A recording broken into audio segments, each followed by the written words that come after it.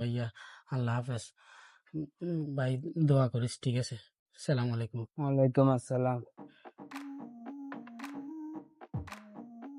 আসিফ ভাই, আপনি একটা জিনিস খেয়াল করছেন না? কি আপনি বুঝি কিছু খেয়াল করেন না?